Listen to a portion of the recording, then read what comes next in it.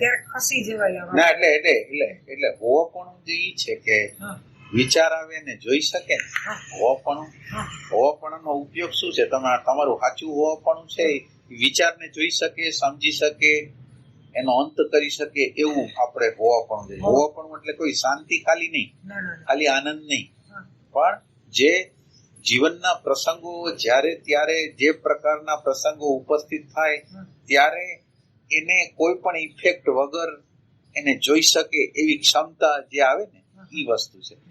એટલે હોવાપણું કોઈ શાંતિ નથી, કોઈ આનંદ નથી, પણ શાંતિના પ્રદેશમાંથી જે મૌન, શાંતિને નીચે જે મૌન પડેલું છે ને એની અંદર છે, શાંતિની નીચે બેઠેલું છે, શાંતિ સાથે એનું તાદાત્મ્ય નથી, અને ઈ પોતે પોતાના હોવાપણાથી પ્રશ્નને જોઈ શકે છે. પોતે જે જગ્યાએ છે એ જગ્યાએ પ્રશ્નને ફેસ કરે છે. વિચાર કોઈ પણ પ્રકારનો ભય પેદા કરે છે એને જોઈ શકે છે.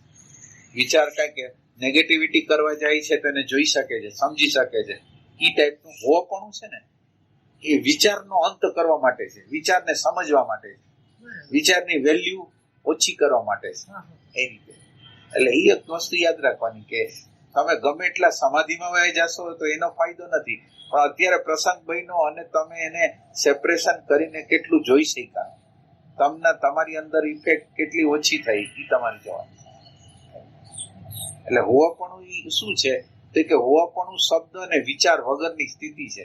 એટલે શબ્દ અને વિચાર વગરની સ્થિતિ એટલે એમ નહીં કે વિચાર નથી, વિચાર છે અને છતાંય તમે શબ્દ અને વિચારમાં નથી, એ જગ્યા તમારી છે. હા, ઈ તમારી જગ્યા, તો એને હોવાપણું કહેવાય. બાકી હોવાપણું છે પણ એની અંદર માનો કે તમારી શાંતિ છે અથવા આનંદ છે, ત્યાં ભોગતાપણું છે, તમારું આમ શુદ્ધ હોવાપણું નથી. ત્યાં તમારું અને આનંદનું તાદાત્મ્ય છે, ત્યાં તમારું અને શાંતિનું તાદાત્મ્ય છે, તો ઈ નહીં ચાલે.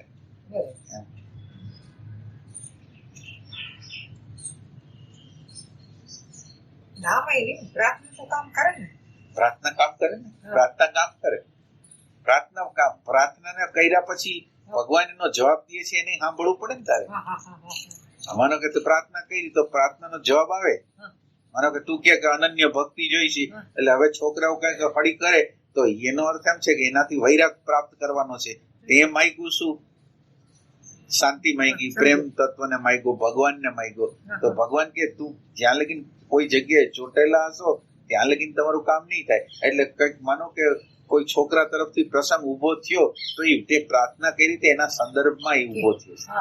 એટલે ઈ એક યાદ રાખવાનું કે તું ભક્તિ માગસ, વૈરાગ્ય માગસ, સમજ માગસ, એટલે પ્રસંગો બને છે.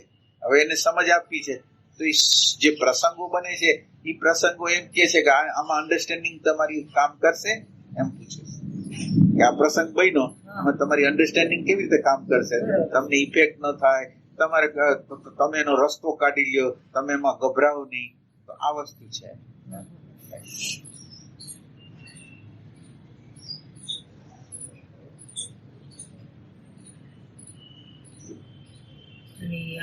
પછી તારો સત્સંગ પછી જે શરણાગતિનો જે કુદરતી જે બધું મળે ને એનું એ અલૌકિક હોય છે. ભલે ઘરના કોઈ મદદ ન કરે પણ બહારના આપણને બધી રીતે ઈ જ વાત કરું છું કે આપણી અપેક્ષા ઘરના પ્રત્યે હોય, આપણી અપેક્ષા ઘરના પ્રત્યે હોય, પણ મદદ છે ને હંમેશા બહારથી મળે. એટલે બહારથી મદદ મળે એને તમે એપ્રિસિએશન કરો, એનો અહોભાવ માનો. ઘરના વ્યક્તિ કરતા પણ એનો વધારે અહોભાવ માનવાની જરૂર છે એ વખતે. એટલે આપણને ખબર નથી પડતી. આપણી અપેક્ષા એવી હોય છે કે આ છોકરાઓ સમજી જાય, તો છોકરાઓ નહીં સમજે. તમને જે બીજા લોકો જે સમજે છે એને તમે જોવો કે ભગવાને મને ભલે આ નો સમજે એવા આપ્યા, પણ આજુબાજુના લોકો તો મને સમજે એવા આપ્યા, મને મદદ કરે એવા આપ્યા. તો આપણી હાઇલાઇટ કોને ઉપર છે? જે નથી એના ઉપર છે, જે છે એના ઉપર કઈ નજર જ નથી. આપણી નજર એના તરફ હોવી જોઈએ જે આપણને હેલ્પ કરે છે, જે આપણને મદદ કરે છે, જે આપણને જ્યારે જોઈ ત્યારે મદદ માટે ઊભા જ હોય છે.